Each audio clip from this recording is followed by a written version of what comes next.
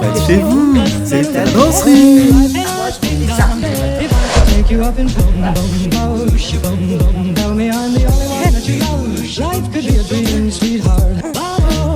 Bonjour à tous, ici Josiane, je vous rejoins avec grand plaisir auprès du salon La Grande Fête du Livre pour la Jeunesse. Partir en livre, c'est quoi? C'est savoir s'évader, regarder ailleurs en ouvrant uniquement un joli bouquin.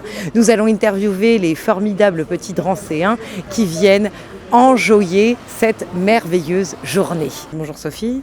Bonjour, donc Josiane. Josiane, oui. Est-ce que vous allez réussir à nous dire d'où est partie l'idée de Parco Mobile? Est-ce que vous en savez? Oui, parce qu'en fait, d'habitude, il y a le salon du livre l'hiver, à Montreuil, le gros salon du livre et de la presse jeunesse. Et il y a quelques années, 7-8 ans, ils ont créé aussi ce parc d'attractions littéraires, maintenant qui a lieu chaque année au parc Georges Valbon.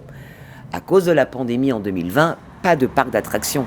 Donc ils ont créé ces Parco Mobiles qui au départ, donc le principe c'est un camion, 2 techniciens, un comédien lecteur, un médiateur qui partent dans toutes les villes du 93. Donc ce dispositif s'est inventé en 2020.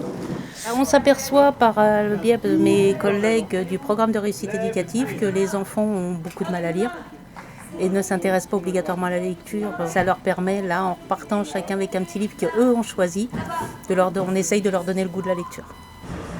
Palomino est le poney le plus heureux du monde. Le samedi matin, nous avions déjà rencontré Sophie qui donc conte des merveilles aux enfants et nous allons trouver quelques questions à lui poser pour savoir ce que c'est qu'être conteuse. Attention. alors je vais vous reprendre dès le début et je vais vous dire non, je ne compte pas, je lis à voix haute, j'ai lecture. Parce que la conteuse est celle qui est dans l'oralité bien sûr, mais n'utilise pas a priori d'ouvrage. Elle compte. Moi, je ne travaille qu'avec des ouvrages. Mais ce qui est formidable, parce que du coup, ça rapporte à l'objet, ça rapproche l'enfant à l'objet. Voilà. C'est toute l'interaction que je crée entre l'enfant. C'est le livre qui est le spectacle.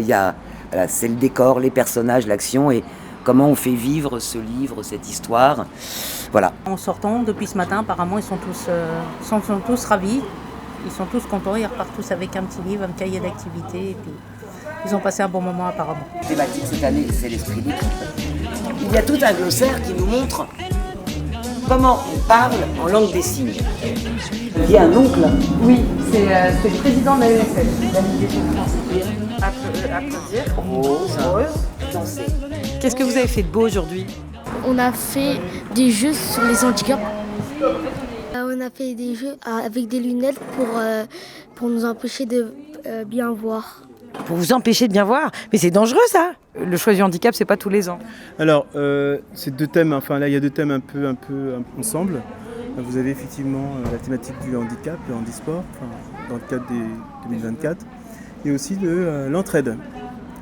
Comment s'aider mutuellement quand on est en situation de handicap. Un valide va aider un invalide. C'est des toutes petites choses, mais ce qui est intéressant, c'est qu'en fait, on va pas les sensibiliser à vie, mais en fait, ils ont un peu touché ce qu'est ce principe un peu flou quand même du handicap.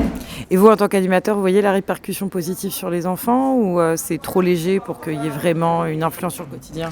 Non, ce genre d'animation, ce genre de sensibilisation ne sera jamais léger. Ce qui m'a surpris et puis rassuré, c'est qu'en fait, il se prête au jeu de ces petits exercices de handicap.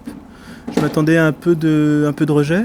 Au contraire, c'est plutôt de l'acceptation et puis de se prêter un peu à ces différences physiques qu'ils peuvent côtoyer sans les avoir vécues eux-mêmes physiquement, quoi.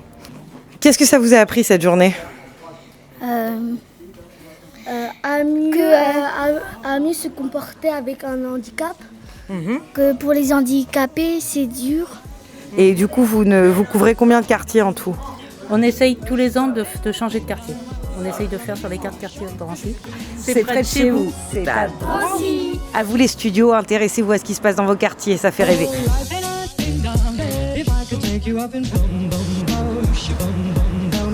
Palomino est le poney le plus heureux du monde.